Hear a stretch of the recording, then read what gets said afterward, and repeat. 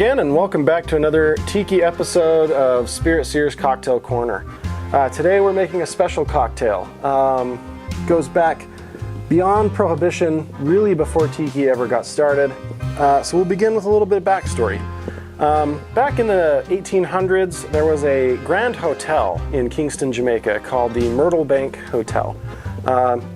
It operated right up until the 1940s, but really during the 1890s to the 1920s, it was really the central hub of culture and cocktail culture in Jamaica. Really frequented by a lot of famous people and foreigners, but they were known the whole world over for their rum punch. We've been fortunate enough to be sent the original recipe for the Myrtle Bank Rum Punch, and this comes to us straight from the fine people behind Myrtle Bank Rum. This rum was conceived as an homage to that classic Jamaican rum. It is a fairly rare bottle. It can be quite hard to come by, but if you ever have a chance to pick some up, it's definitely worth it.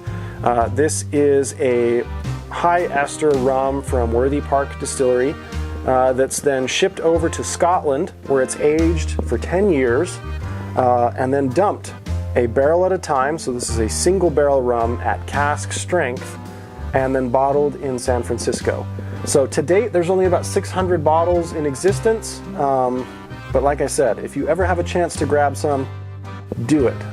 It's definitely worth the trouble and the price. So with that, let's make this classic Myrtle Bank Hotel rum punch. So the first thing to go in our shaker is 2 ounces of Myrtle Bank rum. My only complaint about this bottle is it can be hard to pour from because they're hand blown and they don't always pour super neat. Then we're going to go with an ounce of cherry hearing liqueur. Not a big cherry fan, but I have high hopes for this cocktail.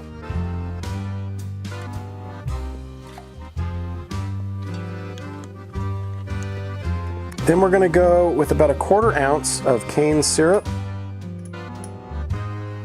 You see that's thick stuff. And then 2 ounces of lime juice.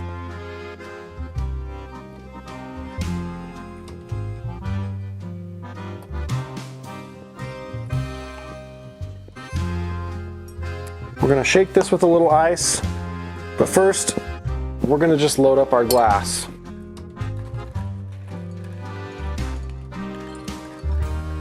So that our cocktail doesn't get too dilute while we're shaking.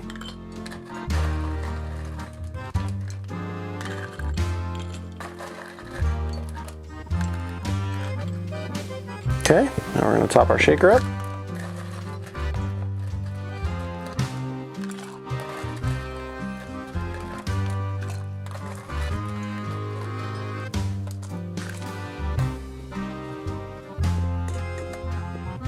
And away we go.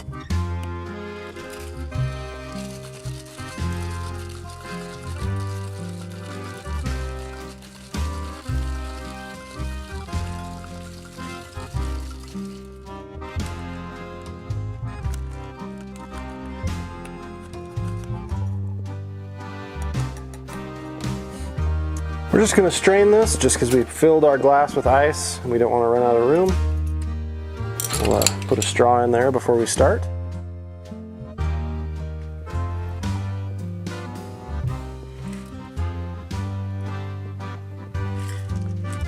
Almost like I measured it. And then we'll just garnish with a nice little sprig of mint here.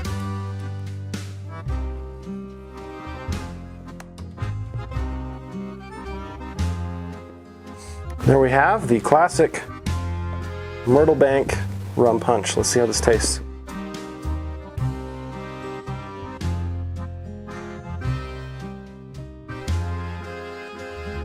I could drink that all day. The Myrtle Bank Rum is really interesting because being 10 years old, it does have a lot of influence from that wood. but it has a ton of esters too, so you get lots of that Jamaican rum funk, that overripe banana and pineapple taste. The lime juice, definitely forward here, but it's tempered a bit by the cane syrup. And the cherry, I'm sure that it adds to this recipe, but honestly, I don't taste much cherry, which for me is a good thing. So, yeah, that's the Myrtle Bank Rum Punch. Remember to like and subscribe if you haven't already. You can pick up these awesome straws at our affiliate link down in the description below. Be sure to use our discount code Spirit Seers for 20% off. And if you would like to score one of our awesome shirts, there's also a link to our Teespring down there. So we'll see you next time, and until then, keep the spirit.